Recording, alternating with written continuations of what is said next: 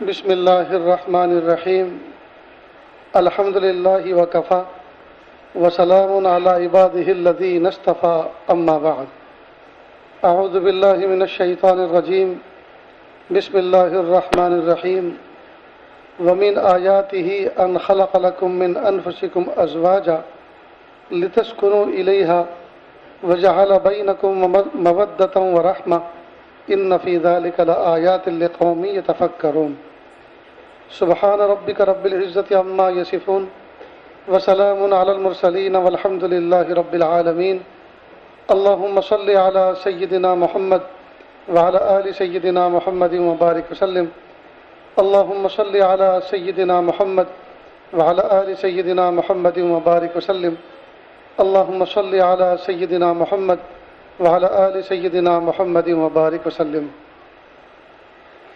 مقصد زندگی اللہ کی بندگی اور مقصد حیات اللہ تعالیٰ کی یاد۔ نہ ہم اپنی مرضی سے اس دنیا میں آئے، نہ اپنی مرضی سے اس دنیا سے جائیں گے۔ اللہ تعالیٰ نے حکم فرمایا تو آ گئے، اور اللہ تعالیٰ حکم فرمائیں گے تو چلے جائیں گے۔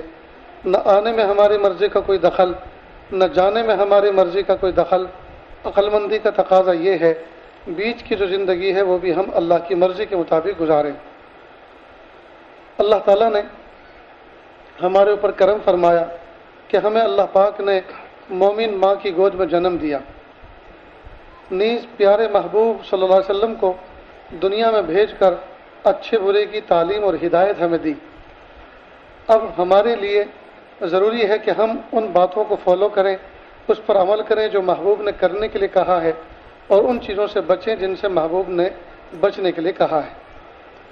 پچھلی مجلس میں آپ حضرات کے سامنے اس موضوع پہ گفتگو ہوئی تھی کہ عورتوں کے بارے میں دنیا والوں نے بہت اونچ نیچ سے کام لیا۔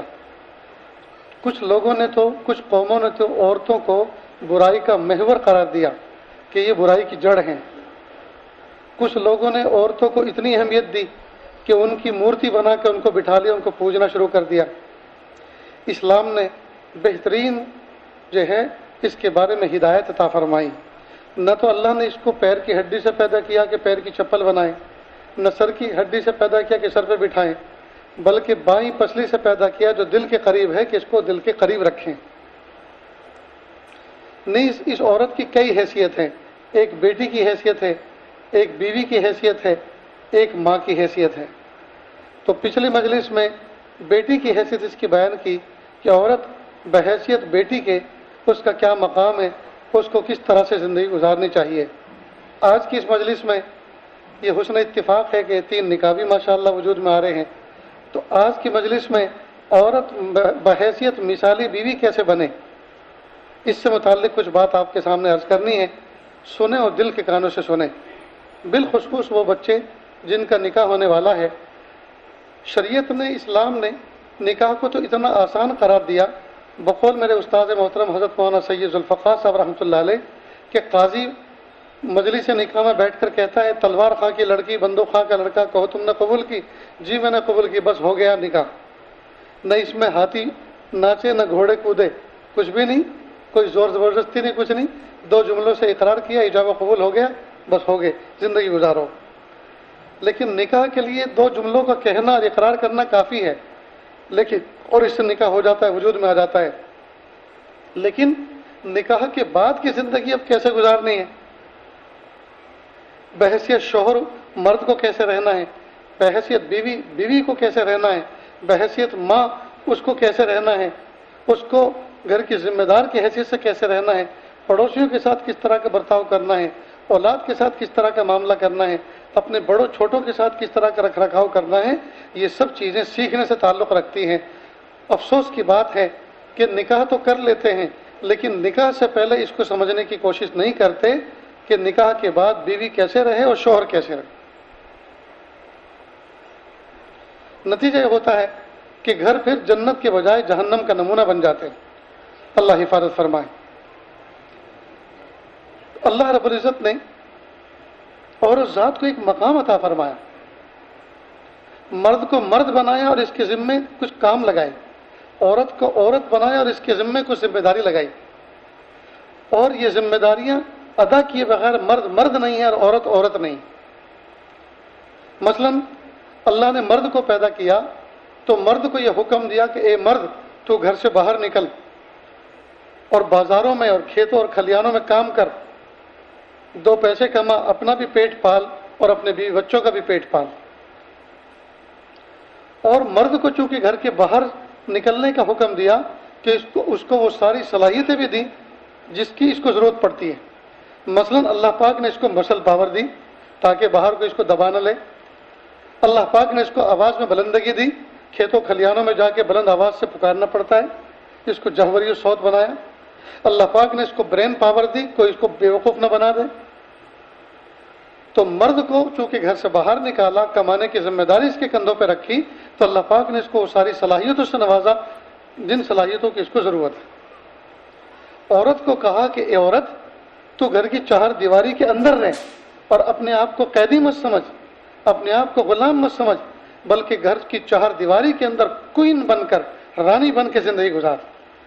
بس تیرا کام اتنا سا ہے, اپنی بیوٹی کا خیال رکھ, اپنی عزت و آبرو کی حفاظت کر, شوہر کی امانت میں خیانت مت کر اور بچوں کی ابتدائی بہترین تربیت کر. یہ اس کے ذمہ کام لگائے اور اس کو وہ ساری صلاحیتیں عطا فرمائی جو ایک عورت کو شوہر کا دل بہلانے کے لیے, بچوں کی تربیت کے لیے, گھر میں رہنے کے لیے جن چیزوں کی ضرورت ہے.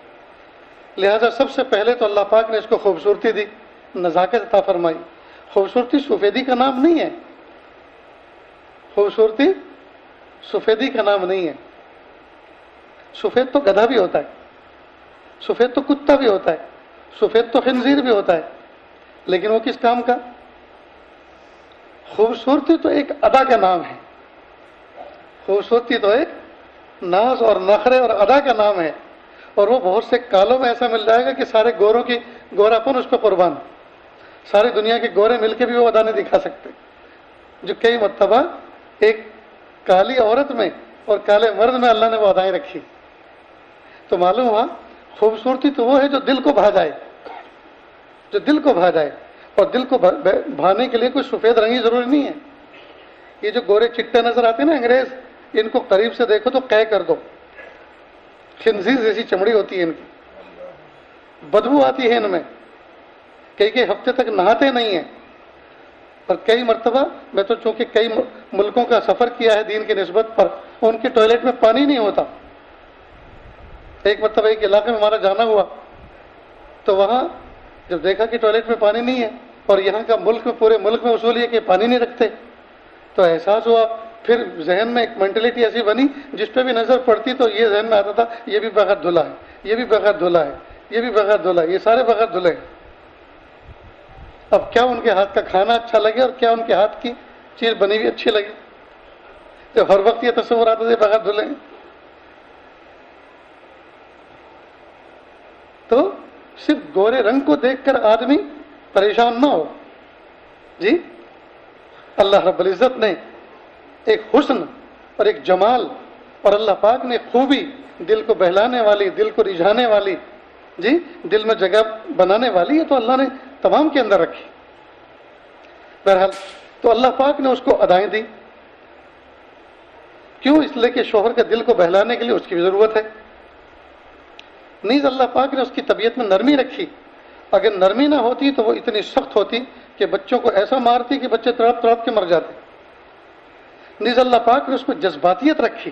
اگر اس کے اندر جذبات نہ ہوتے تو وہ تو بچہ جننے کے بعد 6 دن کے بعد کہتے اسے سنبھالو, اس کو اٹھاؤ یہاں سے, اس کو چاہے کسی عورت سے پلواؤ, چاہے کسی کتے کا دودھ پلاؤ, کتی کا دودھ پلاؤ, مجھے اس کی پرواہ نہیں ہے, اسے یہاں سے اٹھاؤ, مجھے نہیں چاہیے. کیوں؟ یہ کب ہوتا؟ جب اس کے اندر جذباتیت نہ ہوتی. اللہ نے اس کے اندر جذبات کی جذباتیت رکھی, لہذا اولاد کے خاطر وہ مر مٹتی, یہاں تک کہ اس کا معیار ہی الگ ہے. جو اس کے بچوں سے محبت کرے اس سے محبت کرتی, جو اس کے بچوں سے نفرت کرے کہتی وہ میرا لگتا کیا ہے. اللہ نے اس کے سینے کے اندر ایسے جذبات رکھے.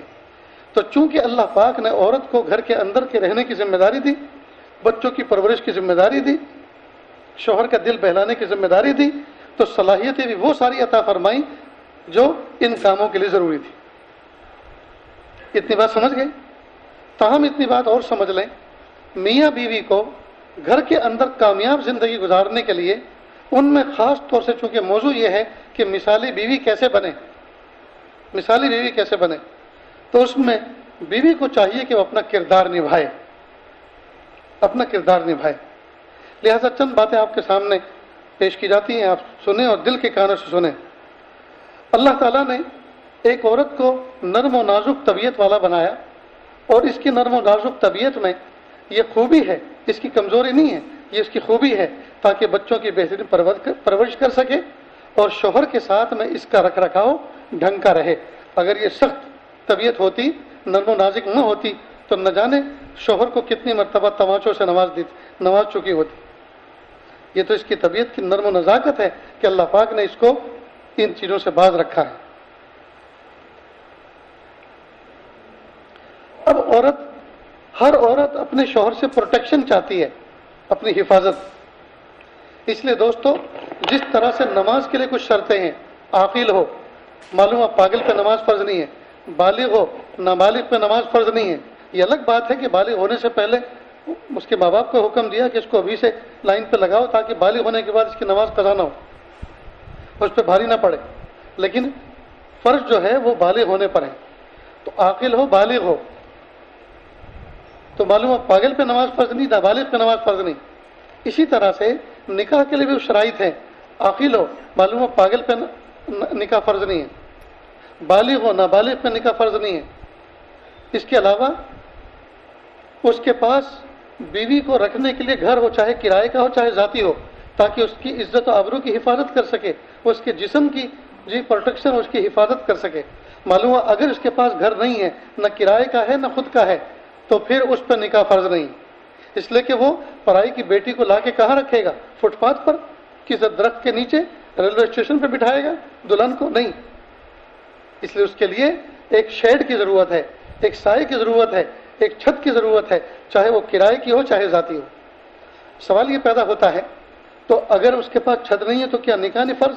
کا نکاح فرض نہیں ہے اس پر، لیکن اس کے اندر جوش تو بہت ہے، تقاضے تو بہت ہیں، کہ اگر تقاضے ہیں تو پھر وہ کثرت سے روزے رکھے اور اپنی اس شہوت کو توڑ دے۔ دیکھیے اسلام کا حسن ہے کہ اس انسان کو کہیں بھی چوراہے پہ اکیلا نہیں چھوڑا، مانا ہم نے کہ اس کے اندر جذبات ہیں، اس کے اندر سیکسول جوش ہے، سب کچھ ہے، لیکن نکاح کے لیے کسی کی بیٹی کو گھر پہ لانے کے لیے، اس کو پروٹیکشن دینے کے لیے جو فریضہ ہے وہ اس کے پاس نہیں ہے، لہٰذا نکاح اس پہ فرض نہیں ہے۔ رہی بات اس کی جوش کی، تو یہ گناہ نہ کرتا پھرے، اس کے لیے اللہ نے حکم دیا کہ یہ روزے رکھے کثرت سے، تاکہ سیکسول جذبات ٹوٹ جائیں، کمزور ہو جائیں۔ اللہ اکبر کبھی۔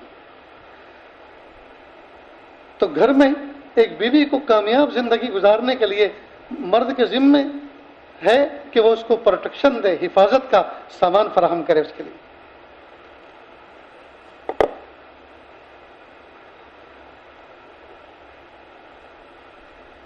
اسی طرح مرد کو چاہیے کہ عورت کی ذاتی ضرورتوں میں آناکانی نہ کرے۔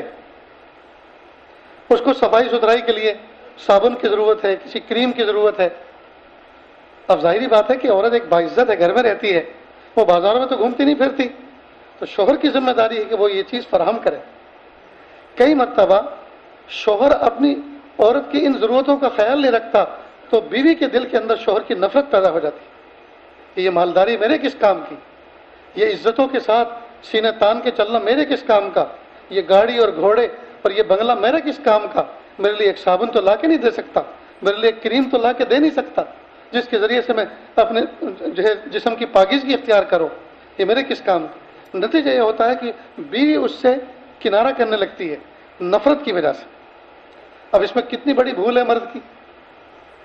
تو مرد کو چاہیے کہ ان چیزوں میں کبھی بھی وہ تساہل کا شکار نہ ہو، سستی کا شکار نہ ہو، وہ وقت سے پہلے یہ چیزیں لا کے فراہم کرے اور بہترین سے بہترین فراہم کرے۔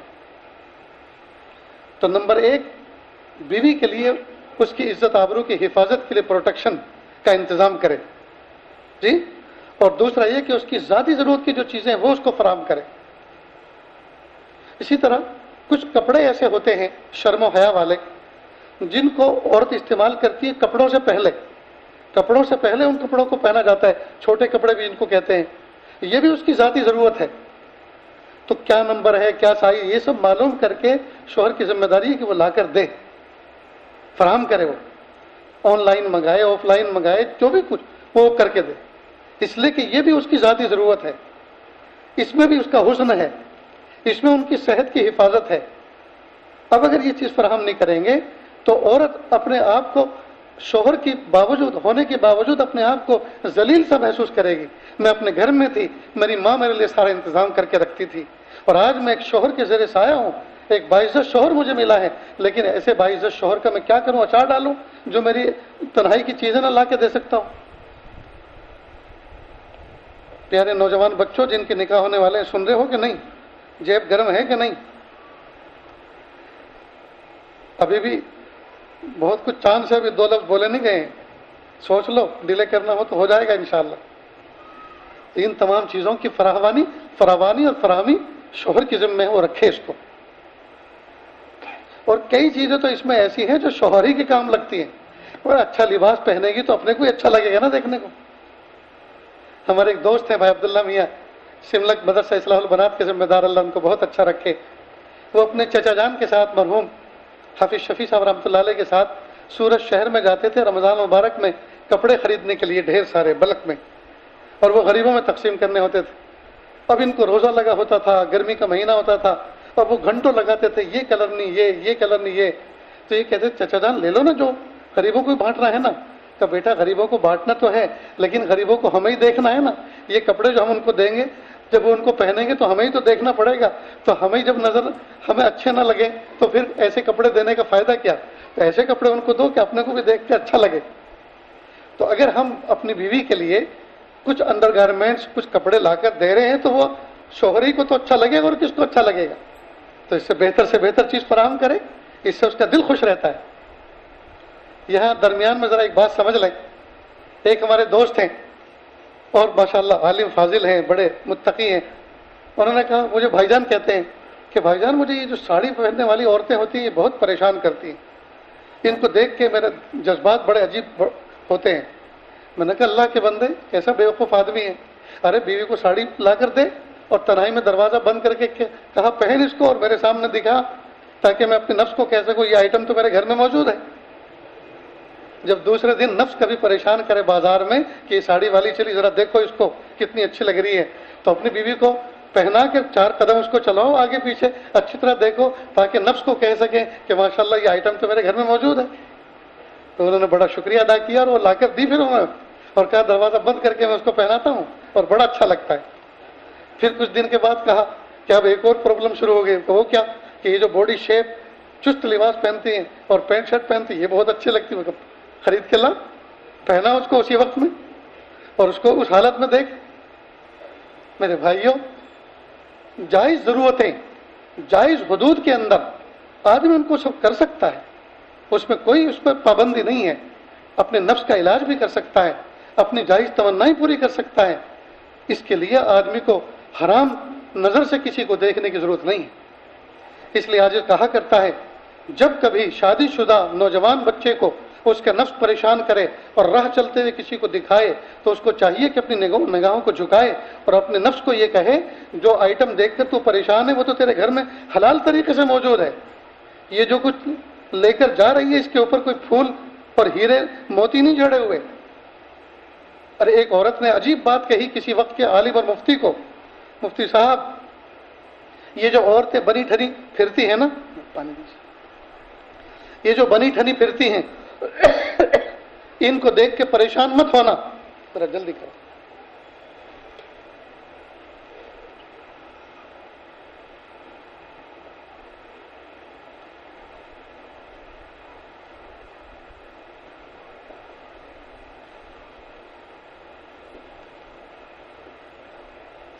ان کو دیکھ کے پریشان مت ہونا۔ میں نے 100 سے زائد عورتوں کو بچے جنوائے ہیں اور تمام کا جسم کا سسٹم ایک جیسا ہی ہوتا ہے۔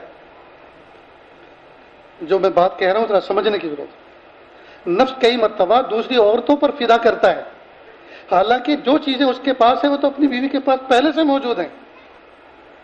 اللہ پاک نے کچھ اعضاء، کچھ چیزیں کامن بنائی ہیں سب کے، اور وہ اسی لیے رکھے ہیں کہ اگر ہر ایک کے اعضاء الگ الگ ہوتے تو تو ہر آدمی اپنے پہ مطمئن نہ ہوتا اور دوسرے کا شہدا اور عاشق بنتا. تو اللہ پاک نے تمام کی کچھ اعضاء کو کامن بنا دیا ہے تاکہ نفس کو یہ کہا جا سکے کہ یہ سب چیزیں سب کے یہاں ایک جیسی. اللہ اکبر. اس لیے دوستو اپنے نفس کو مطمئن رکھو، اپنی نگاہوں کو جھکا کے رکھو، اور جب جب کسی کا گناہ کا خیال دوسرے کا آئے فوراً اپنی والی کا تصور کرو، اپنی والی کا تصور کرو. ایک نوجوان بچے نے مجھ سے کہا حضرت مجھے دوسرا نکاح کرنے کی اجازت دے دیجئے. میں کہا میں کیا اجازت دوں، اللہ نے تمہیں اجازت دے رکھی ہے. لیکن ایک سوال میں آپ سے پوچھتا ہوں، یہ جو آپ میرے نام پہ بل پھاڑنے کے لیے آئے ہو مجھ سے NOC لے کر اور ساری دنیا کو یہ کہتے پھرو گے کہ میرے شیخ نے کہا، حضرت نے کہا ہے، فلاں نے کہا ہے، یہ جو میرے نام پہ آپ بل پھاڑنا چاہتے ہو، یہ تو بتاؤ کہ پہلی بیوی میں کیا کمی ہے؟ اولاد نہیں ہوتی؟ کیا ہوتی ہے؟ کہ وہ آپ کے حقوق ادا کرنے کو منع کرتی ہے؟ کہ نہیں منع نہیں کرتی. مگر پھر کہ بس ایسی شوق ہے، جذبہ ہے. مگر سنو، جب وہ شوق اور جذبہ تمہارے دماغ پہ چڑھے تو اس وقت اپنی بیوی کا تصور کرو کہ یہ کام تو میں اپنی بیوی سے نپٹا سکتا ہوں. اس وقت بھی اگر یہ جذبہ ہو تو اس کا مطلب یہ کہ حقیقت میں آپ کے اندر جذبہ موجود ہے، اور اگر وہ جذبات ٹھنڈے ہو تو اس کا مطلب یہ کہ شیطان کا دھوکہ ہے. اپنے والی کا تصور کر کے اگر وہ جذبات نہ بنتے ہوں اس کا مطلب شیطان کا دھوکہ ہے. اس لیے میرے بھائیوں اپنے نفس کو، اپنے دل کو پاکیزہ رکھیں، اپنی نگاہوں کو پاک رکھیں، اپنے دلوں کو پاک صاف رکھیں، اور اپنی بیویوں کے ساتھ میں اتنا حسن سلوک کریں اور ایسا محبت کا معاملہ کریں کہ دل شکم سیر ہو جائے. دل جو ہے جذبات سے بالکل اس کے اندر جذبات کی کوئی بھوک باقی نہ رہے. کس عورت نے منع کیا ہے؟ حلال بیوی نے، کس نے اپنے شوہر کو منع کیا ہے؟ لیکن شوہر کے اندر وہ ادائیں بھی تو ہونی چاہیے، شوہر کے اندر وہ سینس بھی تو ہونا چاہیے کہ سامنے والے کے کچھ جذبات ہوتے ہیں. جب بھوت چڑھتا ہے شہوت کا شوہر کے دماغ پہ تب تو چاہے جیسا ہو لیکن جس کے ساتھ، جس حلال بیوی کے ساتھ وہ اللہ تعالیٰ کا حکم پورا کرنا چاہ رہا، اس کی بھی تو کچھ خواہشات ہیں. وہ بھی تو چاہتی ہے کہ میں اپنے شوہر کو اچھے انداز میں اپنے آپ کو پیش کروں. اب اچھے انداز میں پیش کہاں سے کرے؟ اس کے پاس صابن نہیں ہے، اس کے پاس ہلکا پھلکا میک اپ کرنے کا کاسمیٹک کا سامان نہیں ہے، اس کے پاس خوشبودار کوئی تیل نہیں ہے، اس کے پاس سیاہی سرما نہیں ہے، اس کے پاس کریم پاؤڈر نہیں ہے، اس کے پاس کچھ صابن نہیں ہے. اور یہ سب چیزیں تو شوہر کی ذمہ داری تھی. تو اس لیے دوستو تنہائی کے جو معاملات ہیں میاں بیوی کے، ان کے لیے جو چیزیں درکار ہوتی ہیں، ضرورت کی ہوتی ہیں، وہ فرض ہیں ایک دوسرے کے اوپر. لہذا ان کا خیال رکھیں تاکہ انسان کی تنہائی بہت اچھی گزرے. اور جس کی تنہائی اچھی گزرتی ہے اور دل پاک صاف رہتا ہے اس کی جلوت اچھی گزرتی ہے. بہت سے علماء کرام بیٹھے ہیں، ان سے پوچھئے فقہا نے کیا لکھا ہے. فقہا نے لکھا ہے اگر ایک مسجد کے اندر چند باصلاحیت لوگ جمع ہوں، نیک صالح لوگ، اور سب کے سب یہ چاہتے ہوں اس بادشاہی مسجد میں امامت کروں، میں نماز پڑھاؤں، تو پھر کس کو نماز پڑھانے کا حکم دینا چاہیے؟ تو اس کے لیے باقاعدہ ایک تفصیل ہے. مثلا بہترین جو قاری ہے وہ نماز پڑھائے کہ سب کے سب قاری ہیں، کہ جو سب سے زیادہ متقی ہو وہ نماز پڑھے کہ سب کے سب متقی ہیں، کہ جو سب سے زیادہ قرآن پاک کی تلاوت کرنے والا ہو کہ سب روزانہ قرآن پاک پڑھتے ہیں برابر. اب کس کو بنائیں؟ تو اس میں لکھا ہے جس کی بیوی سب سے زیادہ خوبصورت ہو. اور اس کا ریزن یہ لکھا ہے کہ جس کی بیوی سب سے زیادہ خوبصورت ہوگی اس کا دل زیادہ پاکیزہ ہوگا، اس کا دل زیادہ پاکیزہ ہوگا. تو اس پر ہم نے جب بیان کیا تو ایک مرتبہ ایک نوجوان نے کہا حضرت یہاں تو معاملہ الٹا ہے. وہ کیا ہے؟ کہ اپنی بیوی اچھی نہیں لگتی، دوسرے کی اچھی لگتی ہے. میں نے کہا یہ آپ کی نیت کا فساد ہے، یہ آپ کی نیت کا بگاڑ ہے. آپ اپنی نیت، اس کا مطلب یہ ہے کہ وہ جو اوپر کی شرطیں بیان کی گئی ہیں اس میں بہت سی آپ آؤٹ ہو چکے ہیں. آپ کے اندر تقویٰ نہیں ہے، آپ کے اندر تواضع نہیں ہے، تبھی تو دوسرے کی اچھی لگ رہی ہے. اچھی اپنی اچھی کو چھوڑ کر دوسرے کی کالے کو روٹی اچھی لگے، اس کا مطلب یہ مزاج کا فساد ہے. پھر اورا تو ہوئے نہیں، متقی تو ہوئے نہیں. تو آپ کو تو پیچھے کی صف میں کھڑا ہونا چاہیے، آپ امام بننے کی کوشش نہ کریں. تو دوستو یہ اسلام کا حسن ہے کہ ایک تو عورت کو پروٹیکشن کی ضرورت ہوتی ہے، مرد کو چاہیے اس کا انتظام کرے. دوسرا عورت کی تنہائی کی کچھ ضرورت کی چیزیں ہوتی ہیں، مرد کو چاہیے اس کو باہم پہنچائے. نیز ہر شوہر اپنی بیوی سے توجہ چاہتا ہے، اپنی بیوی سے توجہ چاہتا ہے. عام طور پر ہماری بہت سی ماں بہنیں جو شادی شدہ ہے، ینگ جنریشن جو ہے، وہ اس بات کو سمجھتی نہیں. ایک شوہر جو بازار میں سے نہ جانے کتنی حسیناؤں کے زیر و سایہ سے گزرا ہے، نہ جانے کیسی کیسی مورتیوں کو دیکھ کر وہ گزرا ہے، اس کا دل میلا ہو رہا ہے، اس کے اندر جذبات بن رہے ہیں، اس کے اندر خواہشات کے جذبات ہیں. اب عورت نہیں سمجھتی کہ اس کے جذبات کیا ہیں. حدیث اللہ کے محبوب صلی اللہ علیہ وسلم کی احادیث کا یہ مفہوم ہے کہ اگر شوہر گھر کے باہر سے گھر میں آ رہا ہو اور باہر اس کی نگاہ میلی ہو چکی ہو، اس کو چاہیے تنہائی کی جلدی سے اپنی بیوی سے ملاقات کر لے. آپ یہ اشارہ سمجھ رہے ہیں کہ نہیں؟ تنہائی کی ملاقات کر لے اپنی بیوی سے تاکہ ریلیز ہو جائے، جذبات ٹھنڈے ہو جائیں. اب جب شوہر جلا بھونا آیا ہے باہر سے، دنیا بھر کے آئٹم دیکھ دیکھ کر اس کے جذبات بنے ہوئے ہیں، اور بیوی تنہائی میں اس کو یہ موقع نہ دے، یا بیوی اس قابل نہ ہو کہ تنہائی اس سے اختیار کی جا سکے، تو بتائیے شوہر پہ کیا گزرے گی. لہذا بیوی کو چاہیے کہ شوہر کے گھر میں جب آنے کا وقت ہو، اس سے پہلے وہ غسل کر کے صاف ستھری ہو کر تیار رہے، صاف ستھرے کپڑے زیب تن کرے، ہلکا پھلکا میک اپ کر کے رہے، اور قرآن پاک پڑھتی ہوئی نظر آئے، تسبیح پڑھتی ہوئی نظر آئے، کہ کتاب کا مطالعہ کرتے ہوئے نظر آئے، کام کاج سے بالکل فارغ ہو، تاکہ شوہر آتے کے ساتھ ہی اس سے محبت کی دو باتیں اور ملاقات کر سکے. اب آج کل کی عورتیں اس بارے میں کتنی سست واقع ہوئی ہیں، ذرا سمجھیں اس کو. شوہر کے شام پر دکان بند کر کے وقت آنے کا وقت ہوا ہے، اسی وقت دوپٹہ گلے میں، بال بکھرے ہوئے، جھاڑو دے رہی ہے، ایک پائچہ اونچا ایک نیچا، دامن پھٹا ہوا، اور دیکھنے میں ایسی لگ رہی ہے، لگتا ہی نہیں ہے کہ یہ گھر والی ہے، ایسا لگتا ہے یہ کام والی ہے، ایسا لگتا ہے یہ کام والی ہے. تو بتائیے شوہر کے جذبات کا کیا ہوگا؟ وہ تو ٹوٹ کے رہ جائے گا. پھر وہ سوچے گا کہ یار وہ میرے دوست کی جو بیوی ہے بڑی اچھی ہے، چلو تھوڑی دیر اسی کو دیکھ کے آتے ہیں. اب وہ بھابھی بھابھی کہہ کے وہاں گھستا ہے، اور بھابھی کو دیکھ کر حرام لذتیں لیتا ہے.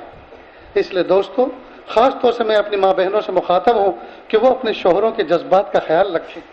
آج جو نوجوان شوہر حرام کاری میں مبتلا ہو رہے ہیں، اس میں ایک بہت بڑا حصہ حلال عورتوں کا بھی ہے کہ وہ ان کے حق کو ادا کرنے میں آناکانی کرتی. تو ہر شوہر اپنی بیوی سے توجہ چاہتا ہے.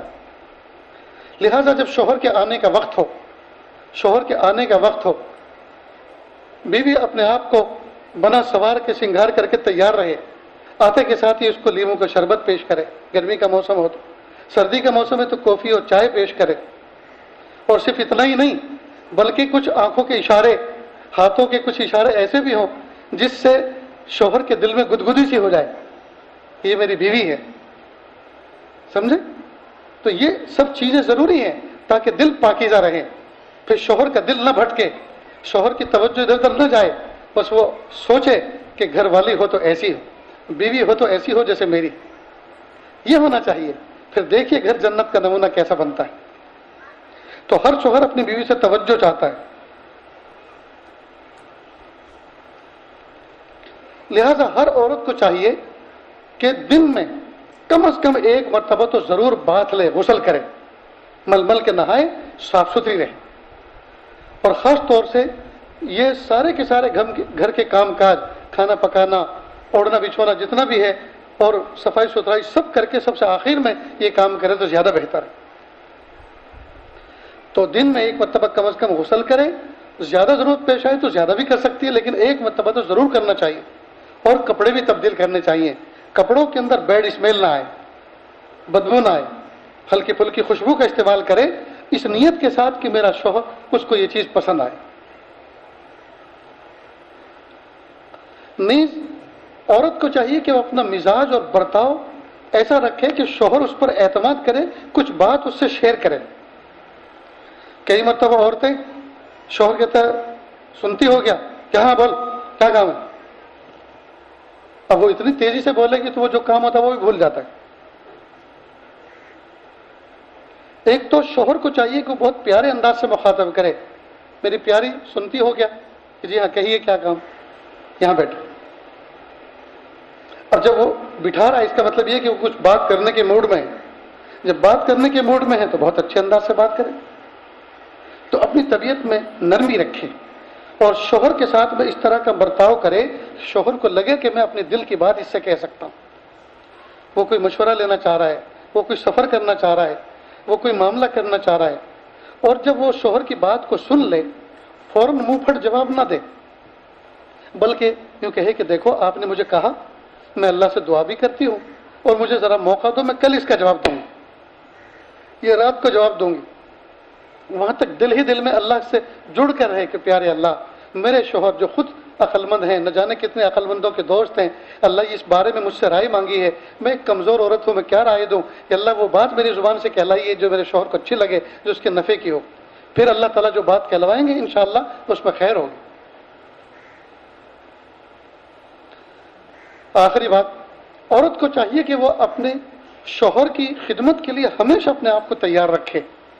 عورت ذات واقعی اللہ نے ایسی بنائی ہے، یہ جب تک کنواری ہوتی ہے ماں باپ کی خدمت کرتی ہے، اور جب یہ بالغ ہوتی ہے اور شادی اور نکاح کے سلسلے سے جڑتی ہے تو پھر زندگی بھر شوہر کی خدمت کرتی ہے۔ اس لیے دوستو، ہم اپنی بچیوں کی ایسی تربیت کریں کہ وہ دوڑ دوڑ کے خدمت کریں، دوڑ دوڑ کے خدمت کریں۔ تو جب کنوارے پن میں ہم اپنی بچیوں سے کام لیں گے، ان کی تربیت کریں گے، تو نکاح کے بعد وہ اپنے شوہر کا دل جیتیں گے۔ اور اکثر و بیشتر دیکھا یہ گیا ہے، شوہر کا دل وہی عورتیں جیت پاتی ہیں جو اس کی خدمت کرتی ہیں۔ بہت سی عورتیں یہ سوچتی ہیں کہ وہ جو تنہائی کا عمل ہے میاں بیوی کا، اس کے ذریعے سے دل جیتا جاتا ہے۔ نہیں نہیں، وہ کوئی دل جیتنے کی چیز نہیں ہے، وہ تو ایک ضرورت ہے۔ دل جیتا جاتا ہے خدمتوں سے۔ آپ بہترین طرح کے کھانے پکا کے کھلائیں، آپ بہترین انداز کی چیزیں پیش کریں ان کے سامنے، شوہر کا دل خوش ہوگا۔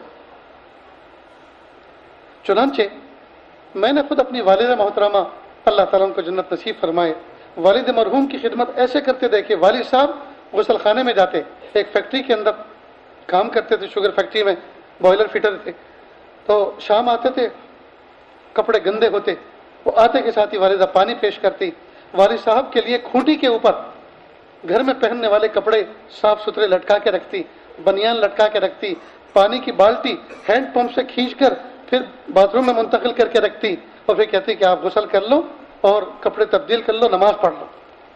اور جب والد صاحب آتے تو وہ غسل خانہ کچھ اس طرح کا تھا کہ اس پہ کرتا ایسے لٹکاتے تھے پہننے والے کپڑے کہ وہ آدھے ادھر ہوتے تھے، تو وہ آہستہ سے اتارتی اور جیب کا جو سامان ہوتا اس کو تبدیل کر دیتی کہ جب وہ آئیں گے تو ان کو جیب کا سامان، اور جس جیب کا جو سامان ہوتا، مثلا دائیں جیب کا سامان دائیں جیب میں اور بائیں جیب کا سامان بائیں جیب میں، تاکہ ان کو تکلیف نہ ہو ڈھونڈنے میں۔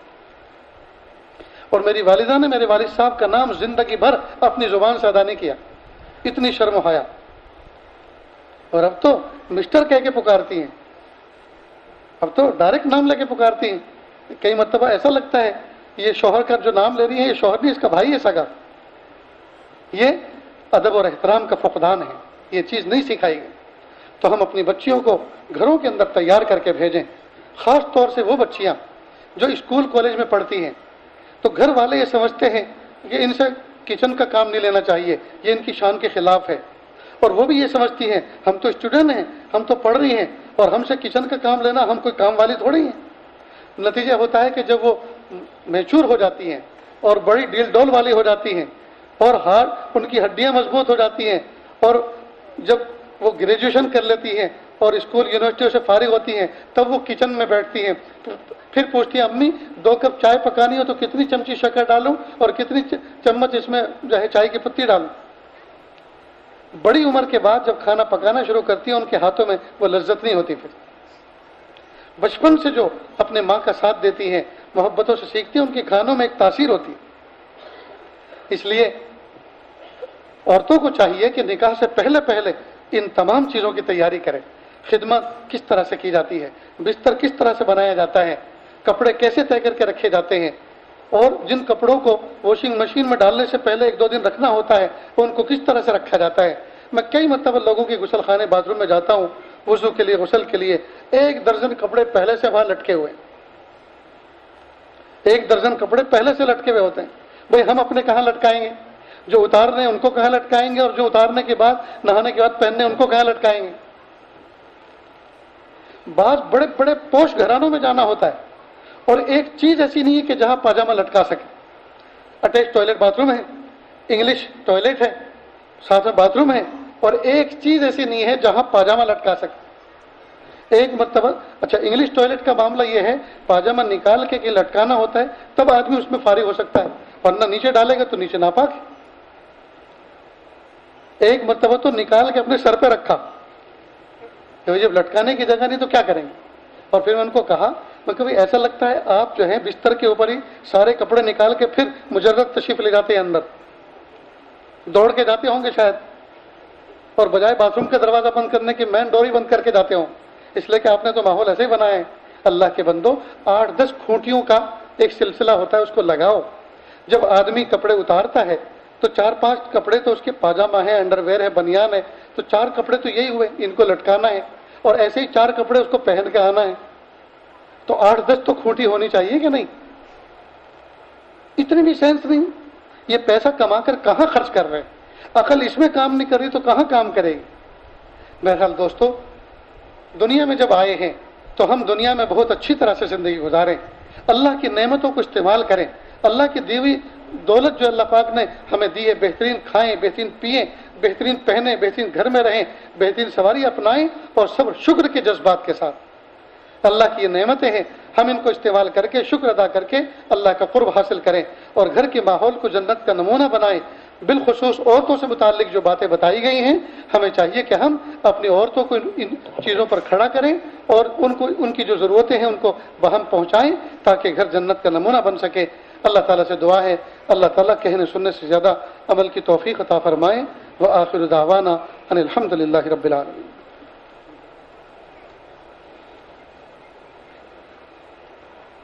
جی، دلہا نمبر 1 انصاری الواز، یہ نام کہاں سے لائے تھے آپ؟ یہ تو ہم پہلی مرتبہ زندگی میں سن رہے ہیں۔ الوازی ہے یا کچھ اور ہے؟ الواز احمد ابن احتشام احمد، اور آپ کی دلہن کا نام ہے شیخ نسرین۔ شیخ ہوتی ہے نسرین بھی، شیخ ہوتی ہے، شیخوخہ ہوتی ہے نسرین بانو۔ آپ کے وکیل کون ہے جو آپ کا کیس لڑیں گے؟ بڑے ابا وکیل بڑا مضبوط لائیں آپ۔ اعجاز علی آپ ہی کھینچیں گے وہ۔ اعجاز علی کہاں ہیں؟ اچھا، یہ کیس آپ کا ہے؟ بچی نے اجازت دے دی نکاح کی؟ ماشاء اللہ۔ دوسرا نکاح دلہا محمد حارث، آپ ہیں بیٹا؟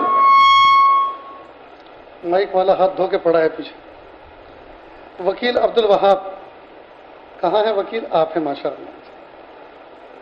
بچی نے اجازت دے دی نکاح کی؟ نکاح نمبر 3 شیخ محمد لقمان، ماشاء اللہ۔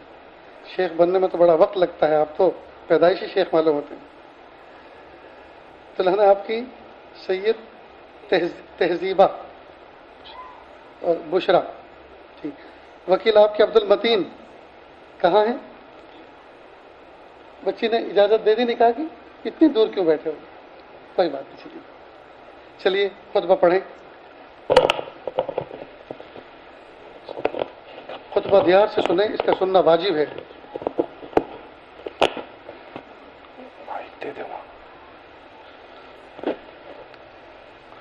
الحمد لله الحمد لله الذي لا يرجى لكشف الشدائد إلا هو ولا يدعى لرفع المكائد إلا هو وما مراد العاشقين في الدارين إلا هو وما مطلوب الواصلين في الكونين إلا هو المخلوق كلهم ضعفاء لا قوي إلا هو والناس كلهم فقراء لا غني إلا هو لا واجد ولا ماجد إلا هو لا حافظ ولا ناصر إلا هو غافر الذنب وقابل التوب شديد العقاب ذي الطول لا إله إلا هو ونشهد أن لا إله إلا الله وحده لا شريك له وهو الحي لا إله إلا هو ونشهد أن سيدنا ومولانا محمدا عبده ورسوله أما بعد قال الله تبارك وتعالى في القرآن المجيد والفرقان الحميد أعوذ بالله من الشيطان الرجيم بسم الله الرحمن الرحيم يا أيها الذين آمنوا اتقوا الله حق تقاته ولا تموتن إلا وأنتم مسلمون وقال في موضع آخر يا أيها الناس إنا خلقناكم من ذكر وأنثى وجعلناكم شعوبا وقبائل لتعارفوا إن أكرمكم عند الله أتقاكم إن الله عليم خبير وقال في موضع آخر يا أيها الذين آمنوا اتقوا الله وقولوا قولا سديدا يصلح لكم أعمالكم ويغفر لكم ذنوبكم ومن يطع الله ورسوله فقد فاز فوزا عظيما وقال النبي صلى الله عليه وسلم الدنيا كلها متاع وخير متاع الدنيا المرأة الصالحة وقال أيضا إن أعظم النكاح بركة أيسره مؤونة وقال أيضا النكاح من سنتي وقال فمن رغب عن سنتي فليس مني أو كما قال عليه الصلاة والسلام. بیٹا انصاری الواز احمد ابن احتشام احمد دلہن شیخ نسرین بانو بنت غلام رسول کی ذات کو وکیل بن نکاح اعجاز علی ابن غلام علی سید نے 2 گواہوں کی موجودگی میں حاضرین مجلس کے سامنے 25,000 نقد مہر کے عوض زوجہ بنا کے شیخ نسرین بانو کی ذات کو آپ کے نکاح میں دیا. آپ نے قبول کیا؟ زور سے کریں، سب کو پتہ چل رہا. جزاکم اللہ ماشاء اللہ. بیٹا محمد حارث ابن انیس بھائی دلہن بشرا بانو بنت محمد فاروق کی ذات کو وکیل بن نکاح عبدالوہاب ابن عبدالحمید شیخ نے 2 گواہوں کی موجودگی میں حاضرین مجلس کے سامنے 15,000 روپے نقد مہر کے عوض زوجہ بنا کر بشرا کی ذات کو آپ کے نکاح میں دیا. آپ نے قبول کیا؟ جی ہاں میں نے قبول کیا. ماشاء. بیٹا شیخ محمد لقمان ابن محمد عرفان دلہن سید تہذیبہ بیگم بنت ابراہیم بھائی کی ذات کو وکیل بن نکاح عبدالمتین بن عبدالرشید نے 2 گواہوں کی موجودگی میں حاضرین مجلس کے سامنے 30,000 روپے نقد مہر کے عوض سیدہ تہذیبہ بیگم کی ذات کو آپ کے نکاح میں زوجہ بنا کے دیا. آپ نے قبول کیا؟ جی ہاں میں نے اپنے نکاح میں قبول کیا. ماشاء اللہ بارک اللہ فیک. اللہ خوش رکھے. کچھ حضرات اس مجلس میں اس نیت سے آتے ہیں کہ ہم توبہ طائب ہو کر زندگی متقیوں کی گزارنا چاہتے ہیں. یہ آج اس توبہ کے کلمات پڑھاتا ہے، میرے پیچھے پیچھے پڑھتے چلیں. بسم اللہ الرحمن الرحیم. لا الہ الا اللہ محمد الرسول اللہ صلی اللہ علیہ وسلم. اشہد ان لا الہ الا اللہ واشہد ان محمدا عبدہ ورسولہ. آمنت باللہ کما ہوا باسمائہ وصفاتہ وقبلت جمیع احکامہ اقرار باللسان وتصدیق بالقلب. استغفر اللہ ربی من کل ذنب واتوب الیہ. وصلی اللہ تعالی علی خیر خلقہ محمد وعلی آلہ واصحابہ اجمعین برحمتک یا ارحم الراحمین. اللہ کے شکر. یہ کلمات پڑھنے کے بعد توبہ طائب ہو گئے. ایک تسبیح استغفار کی، ایک درود شریف کی، ایک تیسرے کلمے کی صبح شام پڑھیں. آدھا پارہ قرآن پاک کی تلاوت کریں دیکھ کر. 5 نمازوں کا اہتمام کریں آگے پیچھے کی سنتوں کے اہتمام کے ساتھ، اور اپنی ذات سے کسی کو تکلیف نہ پہنچائیں. اور بالخصوص انٹرنیٹ کا غلط استعمال نہ کریں، اس کا جائز استعمال کریں. اللہ اس کے فتنے سے ہم سب کی حفاظت فرمائے. دعا کر لیجیے. بسم اللہ الرحمن الرحیم. لا احصی ثناء علیک انت کما اثنیت علی نفسک رب اغفر وارحم وانت خیر الراحمین. حسبی اللہ لا الہ الا ہو علیہ توکلت هو رب العرش العظیم. استغفر اللہ ربی من کل ذنب واتوب الیہ. لا الہ الا اللہ الحلیم الکریم. سبحان رب العرش العظیم والحمد للہ رب العالمین. نسألک موجبات رحمتک وعزائم مغفرتک والغنیمة من کل بر والسلامة من کل اسم. لا تدع لنا ذنبا الا غفرته ولا ہما الا فرجته ولا حاجة هي لك الا قضيتها یا ارحم الراحمین یا ارحم الراحمین. اللہ جی ہم ظاہر میں آپ کے بندے اور بندیاں ہیں، حقیقت میں نہایت گندے ہیں. اللہ ہمارے دلوں کی گندگی کو دور فرما، ہمیں اپنی بندگی کا سلیقہ عطا فرما. شرمندگی والے کاموں سے ہماری حفاظت فرما، برے دن سے، بری بات سے، بری رات سے، برے انجام سے ہماری حفاظت فرما. سوء خاتمہ سے ہماری حفاظت فرما. اللہ جی یہ ہاتھ اٹھائے جانے کے قابل نہیں اور یہ زبان کو سوال کرنے کے قابل نہیں. آپ سے نہ مانگے تو کس سے مانگیں، آپ سے سوال نہ کریں تو کس سے سوال کریں. ایک کمزور ایک قوی کے دروازے پر، ایک سائل ایک سخی کے دروازے پر، ایک محتاج ایک غنی کے دروازے پر حاضر ہے. پیارے اللہ رحم کا معاملہ فرما، عافیت کا معاملہ فرما. اللہ جی ہم سب کو ایسا بنا دیجئے ہم آپ کو پسند آ جائیں. اللہ جن بچوں کا نکاح اس محفل میں وجود میں آیا، اللہ دونوں خاندانوں میں محبت کا معاملہ پیدا فرما، دونوں خاندانوں میں یا اللہ الفت کا معاملہ پیدا فرما، یا اللہ ان نکاحوں کو یا اللہ بے انتہا قبول فرما، یا اللہ ان نکاحوں کو نیک نسل انسانی کی افزائش کا ذریعہ بنا، یا اللہ میاں بیوی میں ایسی محبت پیدا فرما جس طرح پیارے محبوب صلی اللہ علیہ وسلم اور عائشہ صدیقہ رضی اللہ تعالیٰ کے درمیان تھی، یا اللہ ایسی محبت کا ماحول پیدا فرما، یا اللہ ماں باپ کی آنکھوں کی ٹھنڈک بنا، امید سے بڑھ کر بنا۔ میرے پیارے اللہ ہم سب کو ایسا بنا دیجئے ہم آپ کو پسند آ جائیں۔ اللہ اس محفل میں نہ جانے کتنے دکھیارے، نہ جانے کتنے غم کے مارے بیٹھے ہوئے ہیں، اللہ تمام کی تکلیفوں کو دور فرما، تمام کی پریشانیوں کو دور فرما۔ کتنے جوان بچے ایسے ہیں جو عمر کو پہنچ چکے لیکن ان کے رشتے نہیں مل رہے، یا اللہ مناسب رشتے عطا فرما، یا اللہ جن کے مل چکے ہیں سادگی سنت و شریعت کے مطابق نکاح کرنا آسان فرما۔ میرے پیارے اللہ سادگی کے ساتھ نکاح وجود میں لانے کی توفیق عطا فرما۔ پیارے اللہ میرے محبوب صلی اللہ علیہ وسلم نے یا اللہ نکاح کو سستا کیا تھا اور زنا کو مہنگا کیا تھا، لیکن آج کے مالداروں کے چوچلوں نے نکاح کو مہنگا کر دیا اور زنا کو سستا کر دیا۔ میرے پیارے اللہ امت کو ہدایت اور توفیق عطا فرما کہ اللہ وہ بچے کتنے پیارے ہوتے ہیں جو ماں باپ کی اطاعت کرتے ہیں اور مان کر چلتے ہیں، ماں باپ کی آنکھوں کی ٹھنڈک بنتے ہیں۔ اللہ بچوں کو ماں باپ کا فرما بردار بنا، نیکوکار بنا، پرہیزگار بنا۔